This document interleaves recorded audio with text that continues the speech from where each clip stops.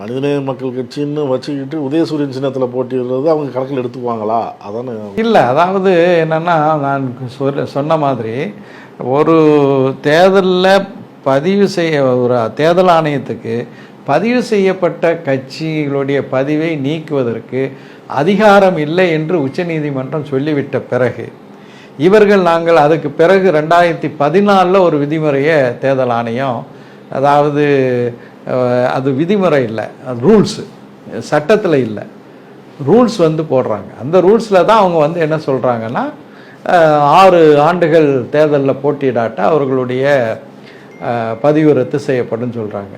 ஆனால் நாங்கள் பதிவு செய்யப்பட்டது எப்போ? 2009. இந்த ரூல்ஸ் வர்றது எப்போ?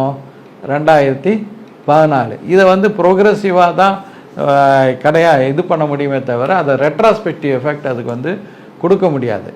அது தவிர நான் ஏற்கனவே மீண்டும் சொல்கிறேன், உச்சநீதிமன்றம் அதிகாரம் இல்லை என்று சொன்ன பிறகு இவர்கள் சட்டங்களை ஏற்றி அல்லது ரூல்ஸை விதிமுறைகளை ஏற்றி ஒரு பதிவை ரத்து பண்ணுவது ஏற்றுக்கொள்ளக்கூடிய ஒன்றல்ல. உங்கள் அறிக்கையில் நாங்கள் தேர்தல் ஆணையத்தில் முறையிடுவோம், அதுக்கப்புறமும் எங்களுக்கு இது இல்லைன்னா நீதிமன்றத்தை நாடுவோம்னு சொல்கிறீங்க. இப்போ நீதிமன்றத்துக்கு போகிறதுக்கு வாய்ப்பு அதிகம், அங்கேயும் இதே வாதத்தை தான் வைப்பீங்க. உங்கள் கட்சி பதிவை நீக்கிவிட்டோம் என்று சொல்லி எந்த ஒரு தாக்கீதும் தேர்தல் ஆணையத்திலேருந்து வரலை. தேர்தல் ஆணையத்தினுடைய உங்கள் கட்சிக்கு அதிகாரப்பூர்வமாக வரல, அதிகாரப்பூர்வமாக இது வரைக்கும் கடிதமாக வரல.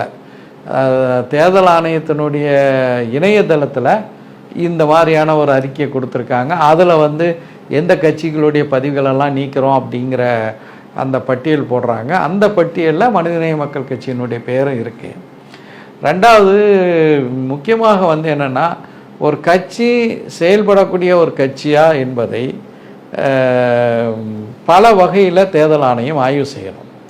இப்போ நான் சொன்ன உள்ளாட்சி மன்ற தேர்தலில் நாங்கள் போட்டிகிட்ருக்கோம். அஃப்கோர்ஸ் ஒவ்வொரு மாநிலத்திலையும் உள்ளாட்சி தேர்தல்களை நடத்துவதற்காக வேண்டி மாநில தேர்தல் ஆணையம் இருக்கின்றது.